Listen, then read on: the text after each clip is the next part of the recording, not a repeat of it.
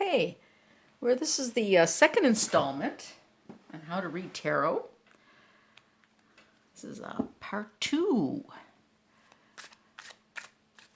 So, as I said in my first video, I had a home study in my house for the last 2 years. And this is one of the ways we learned the tarot. And the first way was part 1, which was just looking at the cards. And this time we're going to look at 3 cards. And we're just looking at the pictures, and we're going to tell a story. So that's what we're going to do today. I'm going to pull 3 cards. We're going to tell a story. Just tell a story about what these cards might mean. Well, I would say, first I'm going to check it, see it's in the viewfinder. Yes, it is. So I see, we're going to go left to right. We're going to tell a story. We go from the beginning, the middle, and the end kind of thing. So we have there's once upon a time, there was a man who was disappointed and sad, and he was thinking about something that had happened. It stopped him from working. So he was feeling very sad about something that happened. And what had happened was he lost someone. He had to take someone away, or someone left the area. So it's a story of reflection and loss as people went away. And so that story of loss, and he went away. And then afterwards, he reminisced about what they had together. So I see this as a love story. He was forlorn and felt bad. She went away. Maybe he drove her away. Maybe she just went away on her own. And he was left with just memories of the good times and the bad times. There's good times and bad times in this card. So this is a story of lost love and memories of a better time. Okay. Whoa.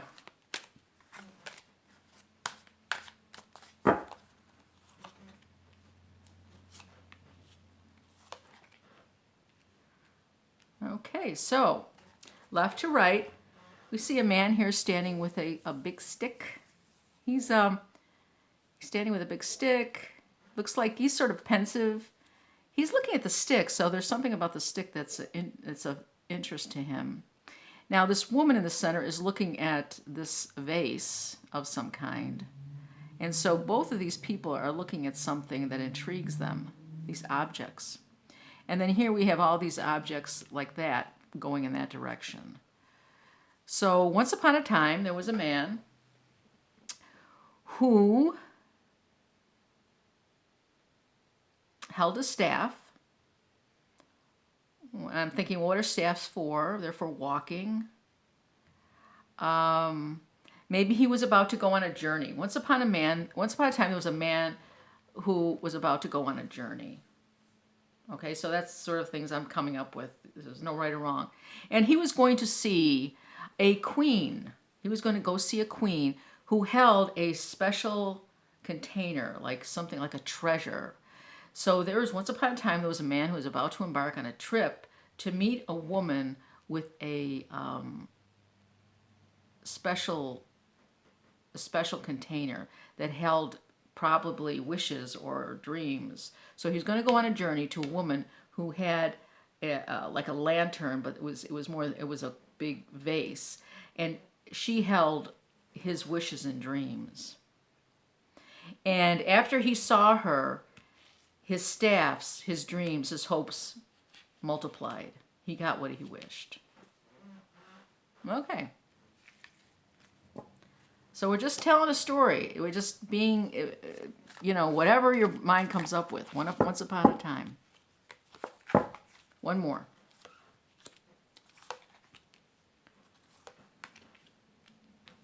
Once upon a time, and then we're seeing a man here. He looks important. he is a king. It says here king, so I would say he looks important. He's got robes on.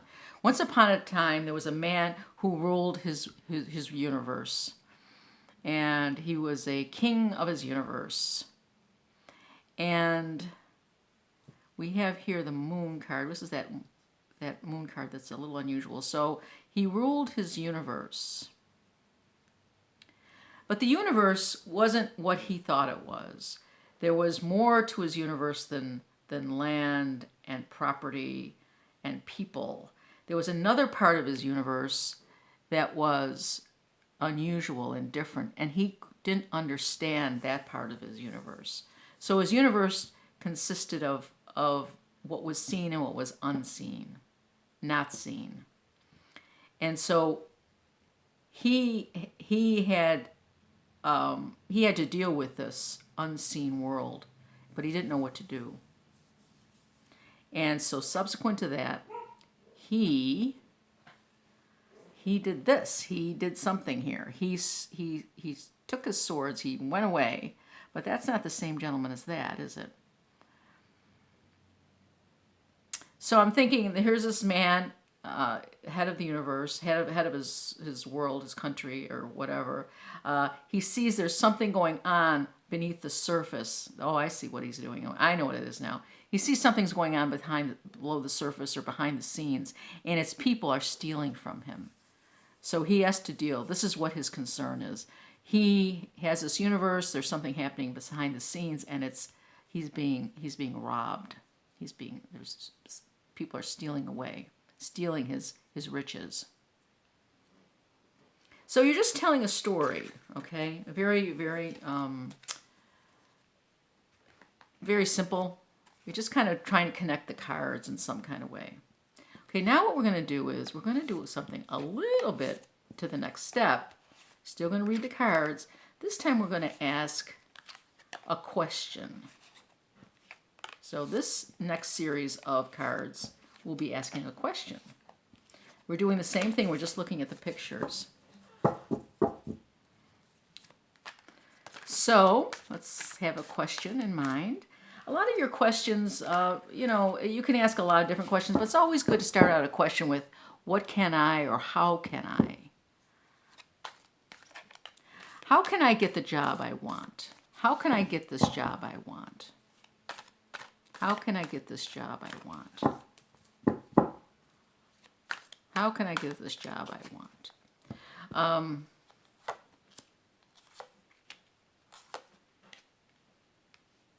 How can I get this job I want? Okay, so we're just reading the pictures, once upon a time, sort of, but how can I get this job I want?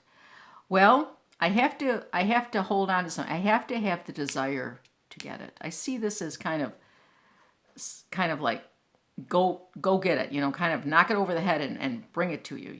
This kind of, to me, seems like get a stick and tame it into submission. So I can get this job by with intention. If I bring intention to it. And if I bring intention to it, the people who are in charge, this person, will bestow upon me the job. So if I go in with attention, my employer will see my intention and will give me many of these. Again, we see a lot of these same things. So with the intention, I will be given a lot of work. So I have to, how can I get this job? I have to show intention. I have to talk to the right person in charge. And that person, when I show my intention, will bestow upon me many jobs, many jobs, a lot of work. So I could be successful. It starts with the intention.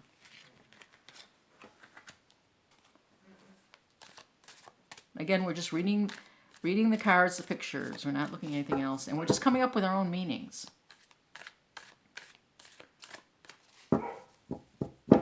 What can I do?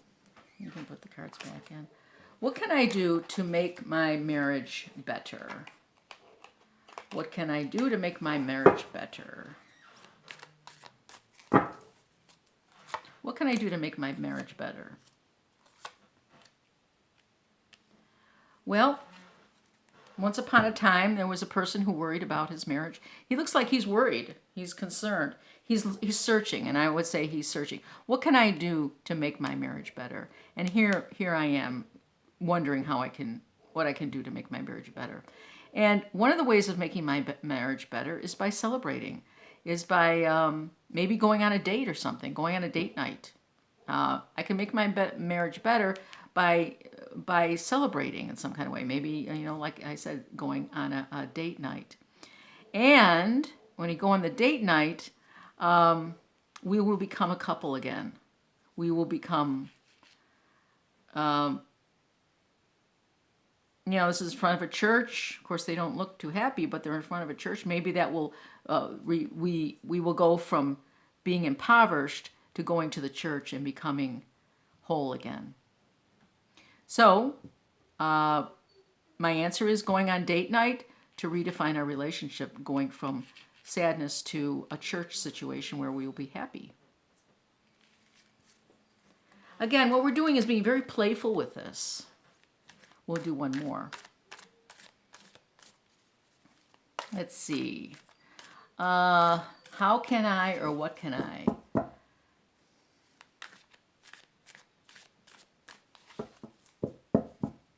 Let's see. How can I or what can I?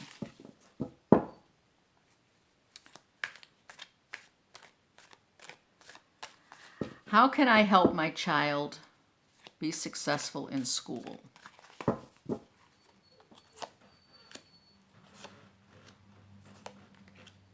How can I help my child be successful in school? So I'm thinking, how can I make my child be successful in school? I talk to the teacher. Talk to the teacher and see what he suggests, or the principal, or the assistant principal. So one of the things I can do to help my child be successful in school is talk to the teacher. And when I talk to the teacher, we'll come up with ideas.